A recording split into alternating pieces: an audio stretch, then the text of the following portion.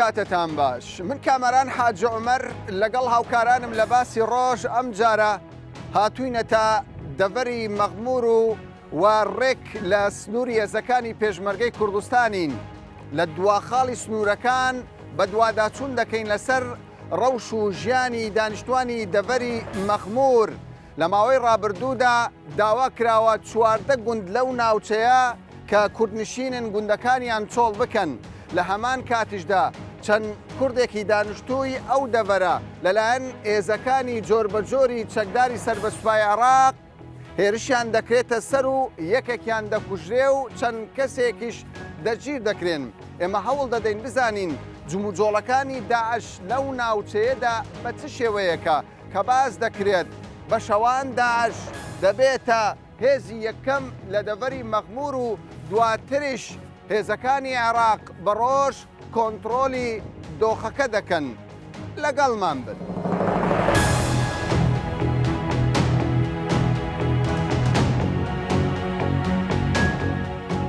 چەند دەبی لێرە دەژینەوە؟ ئەمە لە 2003 کوی حکوومەتی بەعز ڕووخە ئەمە هاتینەوە ئێرە ئەو گوندەما ئاوادان کە تۆ لێرەژی. باشە تۆکو کاسب کارێک کە هەم ماڵی خۆشت لێرەیە ژیانتان چۆنە؟ ئارام دەژین ئەمینە ئەو ناوچەیە؟ بەڕاستی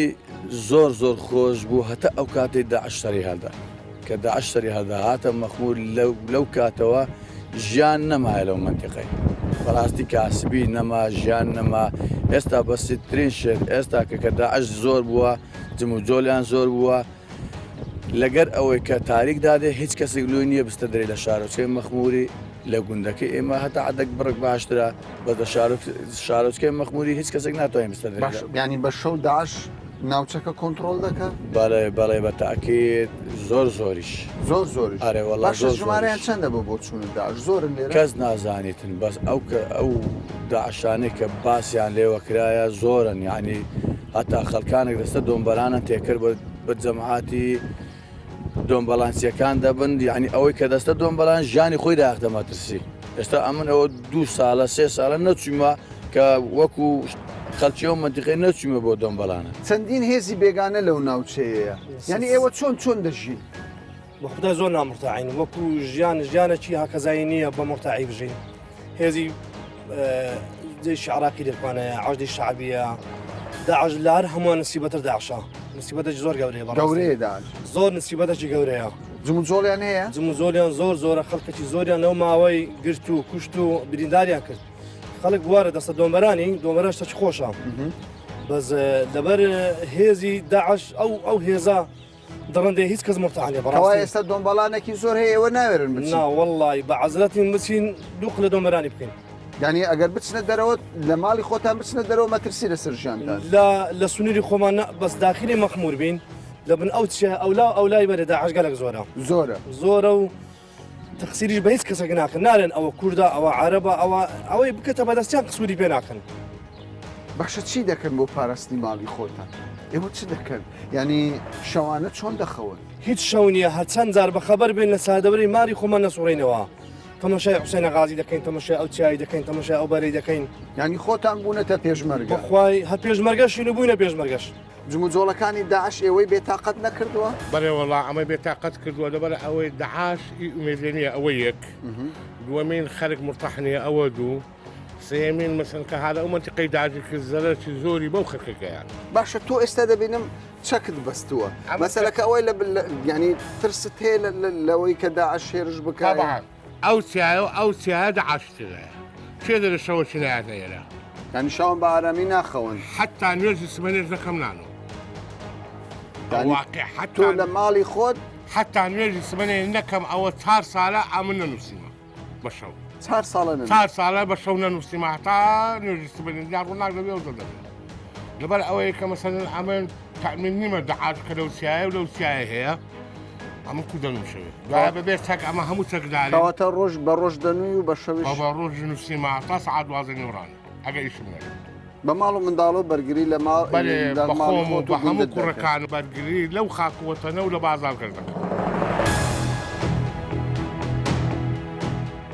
ئێمە ئێستا لەسەر چیای قەرەچوخین دوا سنووری هێزی پێشمەرگەیە لە دەڤەری مەخخموور کە 4 هێزی سەربازی لەم ناوچەیەدا دەبیندرێ لەو شوێنێک کە من ئێستا وەستاوم هێزی پێشمەرگە لەم سنوورەوە تا بەرزایی شاخەکان تاوەکو ئەم بەرزایی شاخانە بە تەواوی لەلایەن هێزی پێشمەرگەوە پارێزراوە سەنگەر هەیە. ئەمە مەخخموورە هێزی سەر بە سوپای عێراق و چەکدارانی حەشدی شعبی لە ناو مەخخموورن. لە دەرەوەی مەخخموور ئەم کەس کاتێک کە دەبینن ئەم دەشتاییە ئەگەر هاوکارانم یارمەتیم بدەن لەم دەشتاییەدا هیچ هێزێکی سەر بە حەشدی شعبی و سوپای عێراق لەم ناوچەیە نییە. واتە شوێنێکی بەتاڵە لەوێوە جموجۆڵەکانی چەکدارانی داعش دەستی پێ کردووە بە شێوەیەک لە شێوەکان لە شەودا داعش کۆنتترۆلی هەیە بەسەر ئەو ناوچەیە لە ڕۆژدا حەشدی شعبی بەڵام بە هیچ شێوەیەک لەو سنوورەدا حەشدی شعبی و هێزەکانی سەر بە سوپای عێراق دەستەڵاتیان نییە. لە پشتەوەی سەنگەرەکانی هێزی پێشمەرگە لەم دیوەوە هێزی پەکەکەی لەیە کە کەمپە و ژمارەیەک لە چەکدارانی پەکەکەش لەو ناوچێن بە شێوەیەکی گشتی 4 هێزی لێ.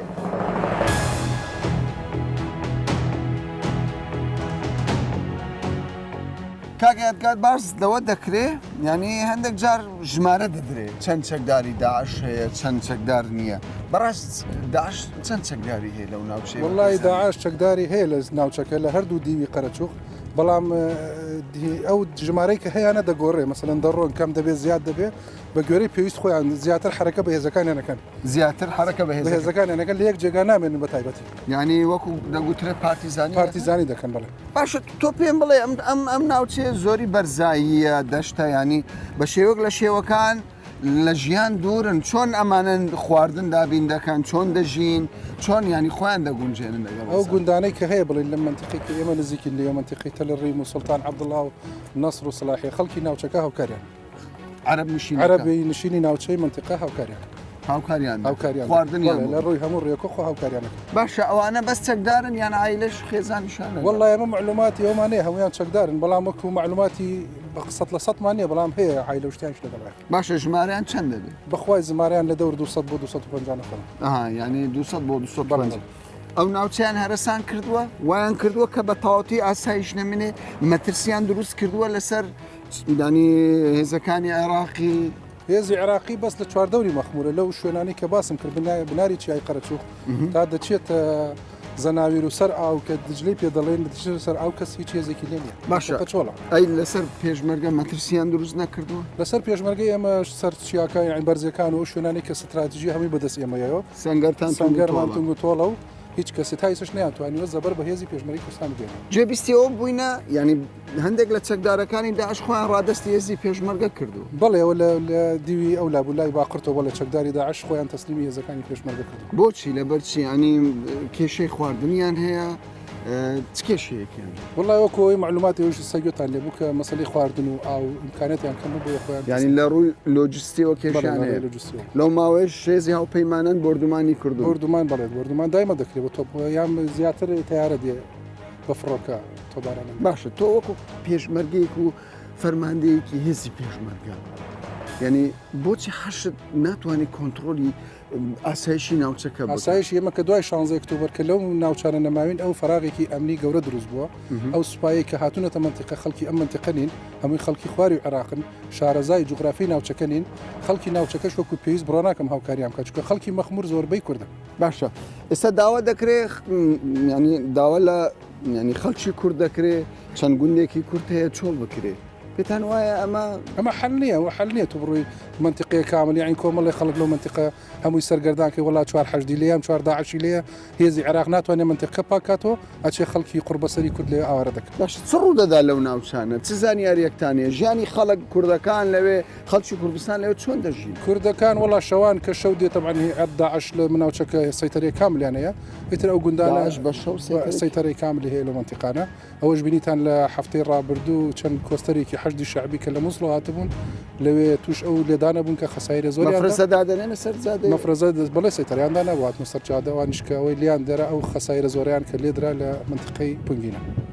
دوێنێش حینن عوبەیەکیان پیا تەقی ئەفسەرێک و 4 جوندیان بریندار بوون. باشکەوایە ینی دۆخەکە زۆر لەژاوە دۆخەکە تەواو نیە بە تایبەتی لەو ڕووی ئاسایشەوە زۆر خراپە و زۆری خەڵک ئاوارە بوو خەڵک ئاوارە بۆ بڵێ خەڵک ناوچەکەی جێشتووە تا پێرێژ عینەن شوانێکی کورد لەو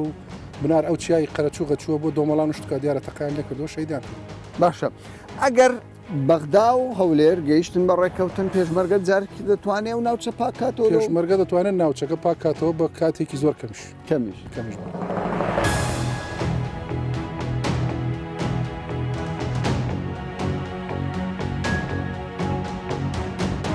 چەند ڕۆژێک بەر لە ئێستا چەند گەنجێک لەم بەرزایەنە و لە پشتەوەی ئەم بەرزایانەش خەریکی دۆمبەڵان دەبن بەڵام چەکدارانی حەشدی شعبی هێرش دەکەنە سەر ئەو گەنجانە کەسێکیان دەکوژن و دوو کەسیشیان دەگیر دەکەن زانیاری سەبارەت بەم ڕووداوە کەسێک لەوەی کە لە نزیکەوە ئاگاداری ڕووداوەکە بووە لە زاری ئەوە ڕووداوەکە بۆمان دەجێڕێتەوە ئەگەر بکرێ باسی ڕووداوەکەمان بۆ کرد چۆن بۆ ڕوو بەڵێ دیارە ئەو ڕووداوی کە ڕوویدایە پاش هاتنی بتەبدیلکردنی قوتی سوپای عراق بە شۆرتەی فیدرالی کە هاتنە شوێنەکە دیار بوو ئەوانە سنوورێکی فراوانی ناوچەکان وەرگرت وە ژمارەشیان کەم بوو شوێنەکانیان وەکو بە چۆلی بەجێش ئەوەی کە گرینگە ئەو گوندانێک کە بناری چێ قەرەچوخن جموجۆڵی داعش لێ بوو و دوای ئەو ڕووداوانێک کە لە سووریا ڕوویدا زیاتر چەکدارانی داعش شوێنانە جموجۆلیان زیاتر کرد ئەو شوێنە بۆ محەرەمە قەدەغەکراوە ئەو گەنجانەش وەکو لە شاری بابل هەولێر هاتوونەوە خەڵکی ئەو شوێنەنا هاتن وەکو سەردان وەکو خەڵکی بڵێن بەهارە بەهارە بەڵێ تووشی ئەو ڕووداوە بوونە ئەوانش کە شوێنش قەدەغراو تەقییان لێکرایە ئەوانش یەکیان لەوانە شەهید ینی بە نەزانی چوونەتە ئەو سنوورە کە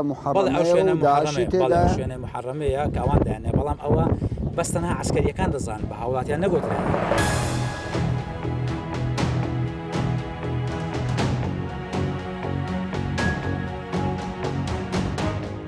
بازدەوە دەکرێت جموجۆڵی داعش لەو ناوچەیە هەیە داعش لە چێوەی ئەو ناوچەیە؟ وەڵا داعش بەنسبەت لە پاشی ئەو فەراغانەی پاشی 16 ئۆکتۆبەر ئەو فەراغانە کە دروست بن هێزی پێشمەرگەی کوردستان سعبی کردو لە شوێنەکانی دیاری کراو ئەو فەراغە لەو منتەقانە دروست بن بە تایبەتی لە منتەقەی قەرەچوخی دەستە ڕاست و دەستە چاپ. جارە پێشەوەی باسی داعش بکەین بزانین سنگەرەکانی هێزی پێشمەرگە لە چ شوێنە؟ سنگەرەکانی هێزی پێشمەرگە سەرتان سەرتی لە دارە بزمارە ڕاست ئەمانە هەموو سنگەری هەموو سنگەرەکانی پێشمەرگە ئەم بەرزاییانە پێشمەرگە هەتاکو دێتەوە قەرەچوخی دەستە ڕاست بەم شێوەیەش هەموو ینی برێن سنگەرەکانی هێزی پێشمەرگەی کوردستانن و هێزی پێشمەرگەی کوردستانی هەموو کاتێک لە ئامادە باشی دەیە بۆ هەر ئەگەرێکی دوش بنە. باش سنگەرەکان تۆڵ دەبینم بەڵام باسیش لەوە دەکرێت لە هەمان کات داعش جموجۆڵی هەیە کەوتۆتە شوێنێک داعش بەڵێ ئەمە مەخخموورە بەڵێ ئەوە مەخخموورە لە منتەقەی قەراج و منتەقەی عیلوات و بەڕووی دیوی لای جەیشی عراقی لە قەرەچوخ مەپارێزەکانیان لەوەیە سێ-چوار ڕۆژ پێشی ئەوڕۆ دووسێ عەمەلیاتی زۆر بە مهمیان ئەنجامدا لە منتەقەی پونجینەیە زادەی پونجینەی پێدەرێن لە بۆ ناحیەی باقر ناحیەی قەراج کەواتە کە کەمینێکیان لەوێ داناوە سێ کۆستەری حەشدی شعبی تورکمان خەرشی دووش خورماتوو بوون کەوتنە ناو کەمینێ تقریبان 6 کەس بە بریندار و کوژیاریان زەڕویان کوژران و برینداریان هەبوون کوژرا و بریندار بەڵێ هەتاکو مقدمەکیشیان لەگەردا بوو بە ڕوودبەی مقدمە لە شوێنێک لەو بەڵێ لەبەری ئەو بەرەی لە منتەقەی پونجینە بەڵێ هەر لەم هەمان ڕۆژی پاشتریش و لوقمەکیان داناوە هەر لە منتەقەی پونجینە و گردە ڕەشەوە هەتا دەگاتە پونجینە ئەو زادەی لە بن سیارەکی فۆرتەقیەوە زابەت استەخبارەیش دناودا بوو ئەویش بریندار و لەگەر چار جوندی دیشت بریندار کەوایە زۆربەی ئەو شوێنانەی داعش کە جموجۆڵی تێدا دەکەن لە سنووری حەشدی شعبیە هەمووی لە سنووری حەشدی شعبی و شۆرتەی تەعاد و جەیشی عراق بۆچی حەشدی شعبی ناتوانێت ئەو ناوچەیە کۆنتڕۆڵ بکە ژمارەیان کەمە چییە مەسەلا ئەمە بەنسبەت ئەو فەراغانەی کە دروست بوونە بەڕێی من ینی هەتاکو هێزی پێشمەرگەی کوردستان لەگەڕێتەوە ئەو سنوورانی پێشتر هێزی پێشمەرگەی کوردستان لێبوو قەنەعەت ناکەم بە جەیشی عراق بتواندرێ ئەو منتەقانە بپاراسترێت چونکە ئێستا داعش لەو شوێنانە پێشتر هێزی پێشمەرگەی تێدامون لەو شوێنانە خۆیان دروست کردەوە مەفارزیان دروست کردەوە وەتوانیان ینی مەقەڕاتی خۆدا بنێنەوە بتوانن مەفارزەکان لەو منتەقەی عیلوات و منتەقەی زاب و هەتا دەگاتەوە ئەو دیوی مەخخموور و هەتا دێتەوە دەورە و پشتی مووسول و هەتا دەستەوە ڕۆژ ئاوای کەرکووک بتوانن جموجۆڵ لەو منتەقانە بکەن و مەفارزیشان بەردەوام هەیە و شەڕی پارتیزانیش دەکەن شەڕی پارتیزانیش زۆر لە هەموو کاتێک لە ئامادە باشیدایە شەڕی پارتیزانی وەکو جەبهەنیە یعنی ئەو شەڕی کە ئەوان ئێستا دەکەن لە شەڕی پێشتر پیسترە باشە ئەوان چ دەکەن لە دوای 16 ئۆکتۆبەر ئەو هێزەی کە ئێستا لە مەخخموورە چ جۆرە هێزێکەوە چۆن تەعامل لەگە خەڵک دەکەن والله تعاملەکەیان یعنی ئێستا لیوایەکی جێیشی عراقی لێە یعنی باشە لەگەر خەرچی بەس بەڵام لە هەمان کاتیش ئەو شوێنانەی کە داعش جێت تێدا جموجۆل دەکەن ناتوانن بپارێزن نازم یعنی برن سبب چی یعنی برن ناتوان ئەو شوێنە پارێزن چکە بە ڕۆژ ئەوانە دەبیندرێن داعش لە منطقەی ئەگەر پێم نیشان بدەیت بە یارمەتی هەبی ئەم شەقامە ئەمە دوا خاڵی هێزی پێشمەرگەیە بەڵێ ئەوە دوا خاڵی هێزی پێشمەرگەیە ئەوەش مەخخموورە بەڵێ ئەوە مەخخموور سێتە ڕێوانە لە خوارەوە ئەوە ئاخری سەیتەرەی حکوومەتی عراق بەڵێ باشە چەکدار زۆرە لەو ناوچەیە بقرآن لوايشان لو منطقة توزيع بوا هل منطقة يعني بدين دار بزماري دستورتو نائية باقرتو هتا ديتو روج آوي مغمور بس بلان ماكو بيويست قوتي شي زوريان لو منطقينية ناتوان كوترولي أو مفارزاني وان بيان كل شكا وتسندير زارع عبيدادن ولا بن همريان دا تقيتوها وعملياتي لسر زادي أنزام ددن دوروش بيشي أورو لمنطقة دار بزماري وجيش عراقي لوين ربايل يعني تقريبا صار هاولاتي دسنا كوارجي يعني دومبران شو كسبون مدني بون تقريبا 5 متر للربايل دور تقيان لي كردن يشان شهيد كردو سيشيا دوشان قرتن استاش وبزنبر ندرينا خرچي مدنيشن وخرچي يعني استاقامه بتشينا او ناوتشي ارامنيه يعني ما ترسل ارامنيه لو منطقه ارامنيه ما ترسل لسرجيان بلا جوز دبي لسرجيان وخلشي هاولاتيش داوا دەکەن هێزی پێشمەرگەی کوردستان بگەڕێتەوە شوێنەکانی خوان بۆ ئەمنیەتی و لە بۆ بیان پارێزی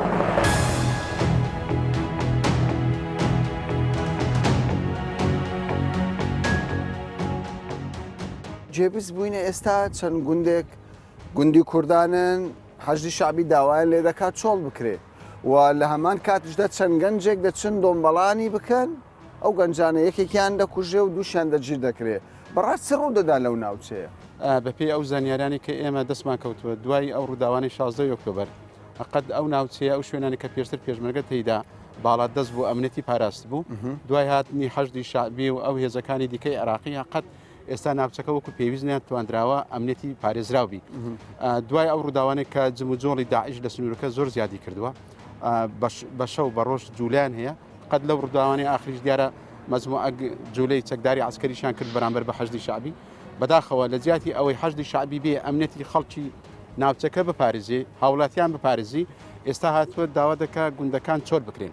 گوندەکان نزیکەی 14 گوندن تقریبا ئەگەر بە زەوی وەریگری نزیکەی 209 تا 300 کیلومتر مربع بەس زەویە ئی ناوچەکە قەت ئەمە غەدرشی زۆر گەورەیە لە خەڵکی ناوچەکە دەکرێت سەرباری ئەوەی ئەم خەڵکەکی بەلەنگاز و خەڵکەکی تێکۆشە باشە ئەمە بەڕاستی ینی ئەو گوندانە مەترسین بۆ سەر حەشدی شعبی یاخود مەبەستێکی دیکە هەیە لە چۆڵکردنی ئەو گوند نەخێر ئەنی تاکید ئەنی هاوڵاتی مەترسی چی هەیە لەسەر هێزی چەکدار جە حەشدی شعبی بی چ هەر هەر هێزێکی دیکەبی هاوڵاتین خەڵکی کار و کاسبی خوان خەڵکی کاری کشتتوکاری خوان نەخێر نەوەڵە ئەوان تاکید لەبەر ئەوە ناتوان وەکو پێویست ئەمنێتی ناوچەکە بپارێزن بۆ فەشەل هینانی خوان کە ناتوان ئەمنێتی منطقە پارێزن دێن دانێ خەڵکەکە لە شوێنی خوان هەر قەرێن دەریان بکەن باشە سەبارەت بە داعش بوونی داعش لەو ناوچەیەدا جێبیستی ئەوە بووینە سەرڕای ئەوەی کە یعنی خەڵک تا ڕادەیەک هەست بە نائارامی دەکا بەڵام لەگەڵبوونی داعشش مەترسی لەسەر خەڵکەیە ئەمە تا چەند ڕاستە وڵات تاکید وەکو باسمان کرد ئەنی دوای ئەو دروستبوونی ئەو فراغی کە هێزی پێشمەرگەی کوردستان لێرە نەما حقیقەتەکەیە دەبی بگوترێ ئەو کاتی کە پێشمەرگە لەو سنوورە بوو هاوڵاتی ئەو ناوچەیە هاوکار بوون لەگەڵیان بە بەشێک لە خوانیان دەزانی هاتنی حەشدی شعبی و هاتنی داعش خەڵکەکە بە بەشێک لە خۆی نازانی متعاونین لەگەڵیان هەنی بەڕاستی یەک لە سەبەبی فەشەل هینانی پاراستنی ئەمنێتی ناوچەکە ئەوەیە هاوڵاتی ئەو هێزانە بە بەشێک لە خۆی نازان بە هێزێکی بیانی و غەریبیان دەزانی لە ناوچەکە بۆ ئەجندایەکی تایبەتی خۆیان هاتنوێتە سنوورەکە نەک بۆ پاراستنی هاوڵاتیان تاکید لەو حالەتەنێ کە خواستەکانی خەڵکی هاوڵاتی سنوورەکە لەگەڵ خواستی بوونی ئەوان دووشتی لێک جیاوازن بۆیە ناتوان وەکو پێویست ئەمنێتی منطقەکە پارێزن هاوڵاتی هێزی حکومەت حەقی ئەوەی هەیە ئەمنێتی خەڵک بپارێزی نەک هاوڵاتی بێ ئەمنێتی هێزی عسکەری و سەربازی بپارێزی ئەخ لە شوێی دنیاشتی وا بووە ئەنی بڵێن بوونی هاوڵاتی دەربکەین لادیەکان چۆر بکەین بۆی ئێمە سەیتر بکەنی سەر داعش مەڕاز نییە ینی بە پێچەوانەیە ئێستا شتەکە پێچەوانەیە ئەسڵەکەی ئەوەیە دەبی هێزی چەکداری هێزی حکوومەت بێ هاوڵاتی بپارێزی نەک بێ هاوڵاتی لە شوێنی خۆی دەربکە و دەربەدەریان بکە و تێدەگەی ئەم خەڵکە بباتە شوێنی دیکە خەڵکە تووشی ماڵوێرانی باش ئێمە جێبیستی ئەوە بووینە لە دوای 16 ئۆکتۆبەر هەندێک لە چەکدارەکان کە ئێستا لە مەخخموور و دەڤەری مەخخموور و دەستەڵاتیان هەیە باستەوە دەکرێت سەرانە لە خەڵک وەردەگیرێت تاکید وەکو باسمان کرد ئەو هێزانە ئەوانی کە هاتوون لەوانەیە بازگەی بەمانای بازگەی ڕسمی نەبی بەڵام لە هەر شوێنێک ئەوان بازگەیەکیان دانابی بوونی ڕەبایەتیان هەبی هەر هاوڵاتیەک بەبارەوە بچی بە ئیشکار بچی بۆ کاروباری کوشتکاڵی بچی ئەوان سەرانیان لێ وەردەگرن لە بەرچاوی هەمووان ئەو وازە خەڵکیان هەرسان کردووە بەڕاستی باشە ینی خەڵک چی بکاتن ئەو دۆخە چۆن چارەسەر دەبی بۆ بۆچوونی حقیقەت بە بۆچینی ئێمە ئەوەیە ئێمە ئومێدی ئەوە دەکەین کە لەگەڵ حکوومەتی بەڕێز ئادرا عەبدولمەهدی کە ئەوەی لێ دەخوێندرێتەوە بتوانین ئەم کێشانە بە گفتوگۆ چارەسەر بکرێ باشترین چارەسەر ئەوەیە کێشەی سیاسی لەم سنوورە چارەسەر بکرێ چ بە نسبەت سوننا عەرەبی سوننا چ بە نسبەت مادەی 140 کە یەک لە خواستەکانی ملەتی کوردە و یەک لە مادە دەستوریەکانە ئەگەر توانرا ئەم مادە دەستوریانە چارەسەر بکرێ ئەو هۆکارانش کە بوونە سەر هەڵدانی داعش و پێش داعشیش ئەم هۆکارە سیاسیانە چارەسەر بکرێن تاکید ئەوە نە داعش دەمێنێ و نە حرکاتی چەکداری دیکە توندڕەو دەمێنێ بەڵام ئەگەر ئەم هۆکارانە وجودی هەر بمێنێ داعشیش نەبی ڕێکخراوەشکە تونندڕەوتر لەوانێت دووبارە سەر هەڵبداتەوە بۆیە بەڕاستی ئەمە ئومێدی ئەوە دەخوازین حکوومەتی فیدرال لەگە حکوومەتی هەرێمی کوردستان بگەنە ڕێگا چارەسەرێک بۆ چارەسەرکردنی تەواوی کێشە سیاسیەکانی سنوورەکە و چارەسەرکردنی ناوچەکانی مادەی 140 بۆی بتوانین پێکەوە ئەمنیەتی ئەم ناوچانم پارێزراوی باشە ئێستا ئێمە ئەگەر تەماشای ئەو هێزانە بکەین کە لەو دەڤەرە هەیە هێزی پێشمەرگەی کوردستان و هێزی سەر بە عێراق کە بەشێکیان حەشدی شعبین هەر لەو دەڤەرەدا داعشیش دەبیندرێ و هێزی پەکەکەش دەبیندرێ ئەمە وای نەکردووە ئەو ناوچەیە بەڕاست خەڵکەکە ینی بیر لەوە بکاتەوە ئەو ناوچەیە چۆڵ بکە ئەنی تاکید وەکو باسمان کرد بوونی ئەم هێزە زۆرە غەریبەیە بەڕاستی غەریبن چ بەنسبەت ئەوانەی پەکەکە کە خەڵکی ئێرەنین چ بەنسبەت ئەوانەی حەشدی شعبی کە خەڵکی ئێرەنین بۆ مەبەستی تایبەت خوان هاتون هەرتووە تەماشای بکە ئەلێرە لەو دیوەی قەرەچوخ ئەمە تەماشای لادیەکان بکە بەردەوام ئاوادان بوونەوەی پێوە دیارە ئێستا خەڵک بەردەوام کوندەکانی خۆی ئاوادان دەکاتەوە ڕز و باخەکانی خۆی دووبارە دێژێنتەوە تەماشای ئەو دیویش بکە کە ئێستا حەشدی شعبی و ئەوانەی لێە وردە گوندەکان ئەوەی مابوو چۆل دەکرێت یان ئەوانە کە پیان چۆل دەکەن باشە ئەوانەی کە ئێستا دوو کەس وەکو باسی لێوە دەگرێت دەگیر کراون کەسێکیش لە هەمان کادەکە هەرسێکیان کوردبوونا یەکیان کوژراوە ئێوە چیتان کردووە ینی چی بکرێ بۆ ئەو جۆرە حاڵەتانە کە جارێکی دیکە دووبارە نەبێتەوە تاکید لانی پەیوەندیدار بە پێی زانیاری ئێمە لەسەر خەتن بەڕاستی بۆ ئەو مەسەلانە حکوومەتی هەرێم بۆ ئەو مەسەلانە پەیوەندی هەیە لەگەڵ حکوومەتی فیدرال لەسەر ئەوانە لەسەر خەتن بەداخەوە دەڵێمەکو باسم کرد ئێمە ئەگەر بمانەوێ ئەم کێشەی ئەم سنوورانە چارەسەربی هاوڵاتی سڤیل لەو ناوچەیە خەریکی کار و کاسبی خۆی بی گوندەکان ئاوادان ببنەوە کێشە سیاسەکان چارەسەر بن بوونی هێزەکانی توندڕە و لە ناوچەکە نەمێنێ ئەوەیە دیسان تاکید دەکەمەوە دەبی لە ڕووی سیاسی ئەو هۆکارانە چارەسەر بکرێن مادەی 140 جێبەجێ بکرێن و فعلەنیش ئومێدی ئەوە دەخوازین ئێستا لە بینی وەزارەتی پێشمەرگەی کوردستان لەگەر وەزارەتی بەرگری عێراقی نزیکەی 5-6 لیژنە پێکاتوە بۆ دیراسەکردنی ئەو سنوورانەی مادەی 140 ئێستا ئەوان گەیشتونەتە قەناعات پێشمەرگە بوونی لەو سنوورانە نەبی نە ئارامی لە سنوورەکە دەبی نە ئاوادانکردنەوە لە سنوورەکە دەبی نە کەسی دەتوانانی بە ئیسراحەت لە سنوورەکە هاتوو بکە خەڵکەکە داوای گەڕانەوەی پێشمەرگە خەڵکەکە بەبەردەوام وایە فاکتەری ئارامی دەبێت بۆ ئەو ناوچەیە دەبێ بەڕاستی ئەمە زۆر قەزاری خەڵکی ئەو ناوچەیە ینی ئەم ناوچەی ئەزگار کۆنا لە ڕووی ئیداریشەوە لە ساڵی 1940 مەخخموور بۆتە ناحیا یعنی لە ساڵی 1970 بووە بە قەزا لە ساڵی 63ەوە بەردەوام خەڵکی ئەم سنوورە تعریب دەکرێن تابعیز دەکرێن ماڵیان وێران دەکرێن ڕز و باغیان دەسووتێندرێ دەکوژرێن دەگرترێن تعزیب دەکرێن بەڵام لەسەر خاچی خۆشیان هەرمانەوە.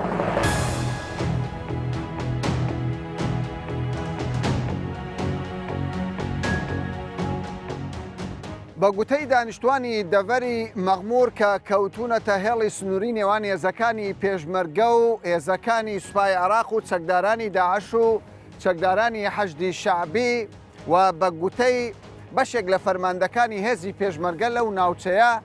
بە سەدان چەکداری داعش ئێستا لەم ناوچەیە و لە دەشتاییەکانی دەڤەری مەخخموور بوونیان هەیە. ئەوان دەڵێن لە دوای شەڕی باغۆز و ڕۆژاوای کوردستان بەشێک لە چەکدارانی داعش ڕوویان لەم ناوچەیە کردووە و ئەم ناوچەیە بۆتە ئامانجی هەم چەکدارانی داعش و هەم چەکدارانی حەشدی شعبی. ئەوان دەڵێن ئێستا سیناریۆیەکی گەورە لەسەر تعریبکردنی ئەو ناوچەیە و خاپورکردنی ئەو ناوچەیە هەیە. هاوشێوەی ناوچە سونیەکانی شاری مووسڵ داوا دەکەن بە زووترین کات سەرکردایەتی کوردستان و هێزی پێشمەرگەی کوردستان خەمێک لە ژیانی ئەوان بخوات و دەبێت لە ماوەیەکی نزیکدا هێزی پێشمەرگەی کوردستان بگەڕێتەوە ئەو ناوچەیە تاوەکو سەر و ماڵ و منداڵیان بپارێزرێت. تا باسێکی دیکە و بابەتێکی دیکە بەخواتان دەسپێرم.